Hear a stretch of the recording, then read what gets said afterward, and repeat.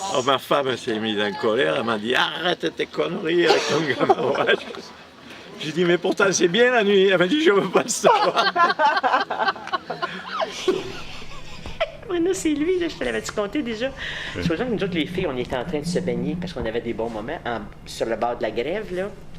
Mais lui, il avait un message à nous faire. Okay. Mais là, nous autres, on était en bas en costume de bain. Ouais. Là, on était là. Il disait Micheline! Pourquoi? Fait que là, la fille tannante, elle disait fais comme si tu n'avais pas compris parce qu'il veut pas nous regarder. S'il veut te parler, il resservira la tête. Puis on le laissait crier. Parce qu'on était en costume de bain, il voulait pas nous regarder. Fait que moi, je répondais pas. Puis jusqu'à temps. C'était cette curée-là. C'était cette curée-là. Puis dans ce temps-là, c'était toujours en soutane. Hein. Des fois, il faisait chaud en tabarouette. Oh, verre. Oui. Tu faisais quoi, là? Moi, j'étais comme la directrice presque du camp. Oui. Hey. Puis ça, t'avais quel âge à ce temps-là?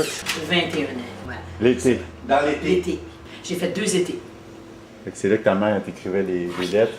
C'était drôle, ma mère.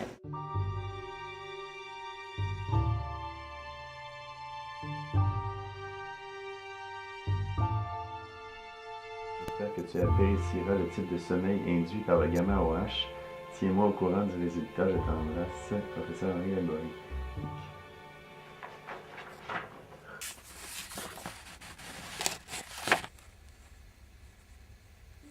Le gamma-OH est l'une des premières molécules à avoir été conçue dans le labo de Laborie à partir de la fin des années 50. Mais ce sera loin d'être la dernière. Bientôt, des conférences ont lieu. En 1960, Laborie lance une revue internationale, Agressologie, sur les effets physiologiques des agressions de toutes sortes. Laborie et son équipe trouvent donc des molécules et analysent leurs effets dans l'organisme avec une approche multidisciplinaire par niveau d'organisation. Ça leur permet de comprendre plein de mécanismes du vivant, la seule chose qui l'intéressait au fond, comme il l'a souvent dit.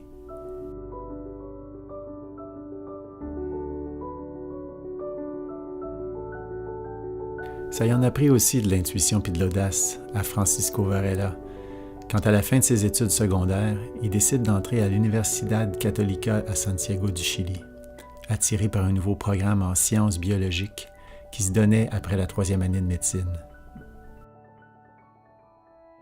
Comme il en a fallu aussi à Gilles de l'audace. Un soir d'automne, à la salle de bowling de la rue Sainte-Anne, à Saint-Hyacinthe.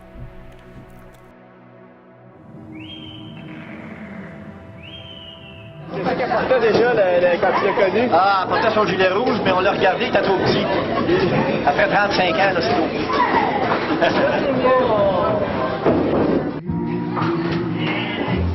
T'as de belles boules, tu sais. J'avais commencé à enseigner à Saint-Luc. J'ai fait 2 ans à Montréal de suppléance. Après ça, je me suis emmené à Ibreville 2 autres années. Oui. Puis c'est après ça que je suis arrivé à Saint-Hyacinthe. OK. Là, tu t'es mis à jouer au bowling. C'est vrai? C'est ça. Ouais. Exactement. Gilles rencontre donc Micheline sur une allée de bowling à l'automne 1962. Puis ils se mettent à sortir ensemble. Au Parc Belmont? Moi, je n'étais pas marié encore. Toi, tu avais dans la vingtaine, là. Tu avais quoi? Oh non, plus que ça. Non, mais fin vingtaine. 29. Ah, c'est ça. Micheline était jeune. Micheline avait 23, alors.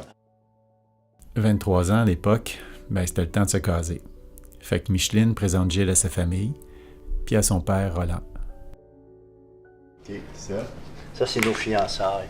Ah, OK, ça c'était avant. Avec le vieux curé là blanc. L'été 63, tu penses? Oui, je dirais ça. Ouais, OK.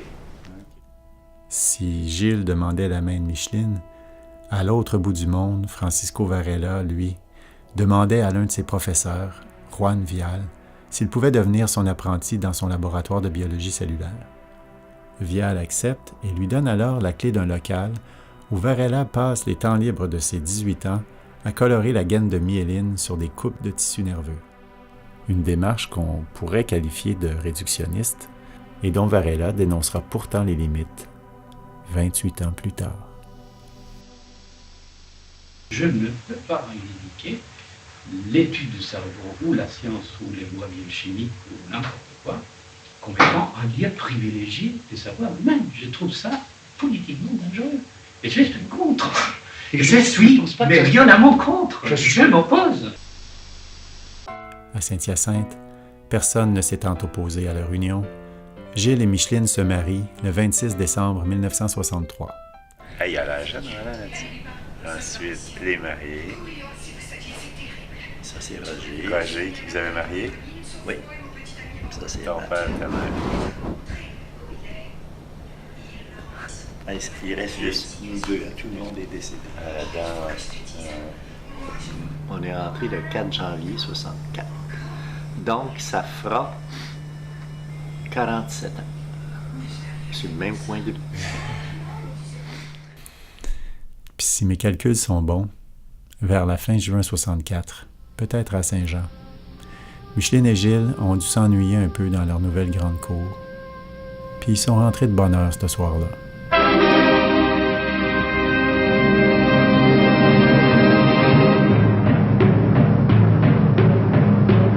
Encore un ovule, puis un spermatozoïde. Et puis 9 mois plus tard, sorti du néant. Ben me v'là.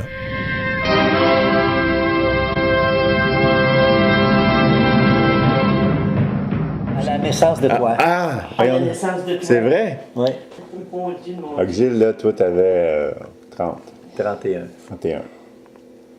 Mon Eh Dieu, ben. mon Dieu, mon Dieu. Ce sont des souvenirs heureux parce que j'étais avec mon père et ma mère. Et ensuite, ma mère n'a jamais pu être la même. Elle a perdu son mari à l'âge de 31 ans. Et j'ai été élevé à partir de ce moment-là dans la mémoire de mon père. Et j'ai réalisé mon père. Je suis passé par la même école et j'ai fait, puis à 31 ans, j'ai perçu que j'étais plus lui, j'étais plus vieux que lui et que j'étais moi.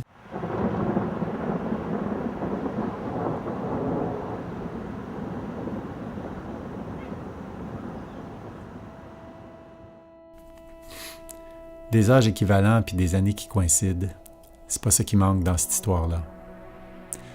Moi qui ai 50 ans cette année, je me rends compte que Laborie avait, à quelques mois près, 50 ans, lui aussi, quand je suis né en 1965. Mais au-delà des coïncidences, de ces petits clins d'œil esthétiques, restent les événements qui ont mené à cette rencontre virtuelle entre Laborie, Varela et moi. Un rendez-vous pour le moins manqué, à mon grand désarroi.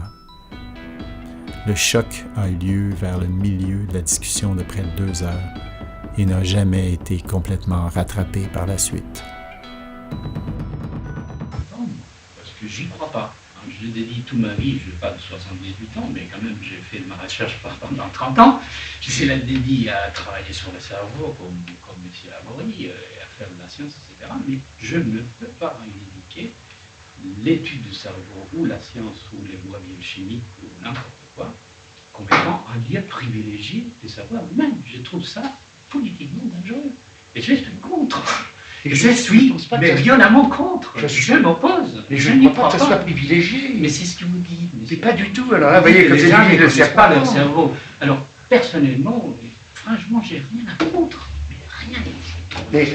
Parce qu'il me semble que c'est la fin de toute possibilité, justement, pas de l'humanisme. Ça, c'est une bonne et belle manière de reléguer tout ce qu'on ne comprend pas dans un coin.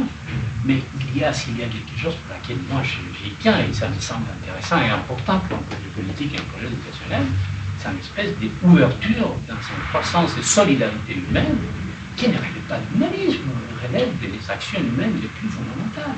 Alors, dans le point de vue de la croissance, de la possibilité de croissance et la solidarité humaine, il faut qu'il y ait de la place pour démontrer qu'en fait, la réciprocité, l'échange, l'altruisme est bel et bien quelque chose qui peut être cultivé, que ne pas revenir putain de neuromédiateur. Je suis désolé. Ça, c'est des réductionnismes du 19e siècle. Je n'y crois pas. Donc, moi, je tiens quand même, parce qu'il y en a un registre, je tiens à marquer mon désaccord violent, politique et scientifique. Parce que ça ne tient pas les coups. Ça ne tient pas les coups, même pas scientifiquement. Bon. Mais écoutez, là, on aura tout un débat à faire, mais je ne vais pas le faire parce qu'on n'a pas le temps. J'aimerais bien quand même qu'on revienne, parce que ce n'est pas les débats qui m'intéressent. Je tenais à dire ça. Bon. Ce qui m'intéresse, c'est qu'on essaye de revenir sur les projets d'éducation, parce qu'on est là pour ça. Qu'est-ce qu'on peut faire? Alors là, je veux quand même dire 2 mots après ce que vous venez de dire. C'est que votre conception il y a au moins il y a plus de 2000 ans que ce qu'on appelle l'humanisme la développe, dans l'ignorance totale justement de ce que je crois indispensable. Et que finalement on a des bons débouches sur des guerres de plus en plus meurtrières, sur des famines de plus en plus meurtrières aussi. Je vois pas très bien le progrès qui a été fait dans l'ignorance totale de ce plan que j'envisage, moi personnellement. Je ne veux pas que vous soyez d'accord ou pas d'accord. Je n'ai pas du tout l'intention de vous convaincre, et je pense que vous ne me convaincrez pas non plus. Donc nous sommes enfermés dans nos certitudes, et ça ne peut jamais aller très loin.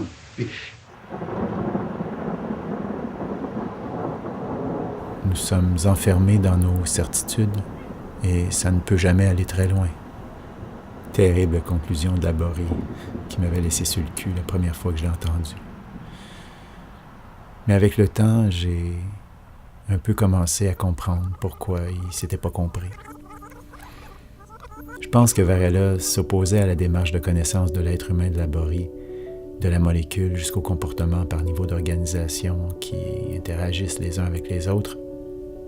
Et je pense qu'il l'associe à une démarche réductionniste classique. Fait que pas étonnant qu'il la rejette en bloc. Mais y avait-tu vraiment compris quelqu'un qui avait tant répété qu'il fallait pas mélanger les niveaux d'organisation? Que chaque niveau a sa structure propre, qui ne doit pas être plaquée par analogie sur le niveau au-dessus ou le niveau en dessous. Et quand Laborie répond à Varela en critiquant un humanisme capable de justifier toutes les guerres par toutes sortes d'alibis langagiers, il semble pas comprendre que c'est justement pas cet humanisme classique-là que défend Varela. Pas sûr que Laborie comprenait à ce moment-là la position éthique de Varela, celle d'un savoir-faire qui se cultive avec les autres. Sans une connaissance mutuelle de leur œuvre, Laborie devait, par les seuls mots de son époque qu'il employait, rappeler à Varela tout ce qu'il tentait de dépasser. Puis Varela pouvait pas voir qu'il y avait peut-être devant lui l'individu de cette génération-là qui se rapprochait le plus de ce qu'il appelait de ses vœux. C'est toute l'ironie de cette affaire-là qui me brasse encore quand j'y repense. Affaire que je vais continuer de creuser dans les traces de ma mémoire. Des traces qui deviendront politiques, puisque, comme a incité Varela, ça devient vite le nœud du problème.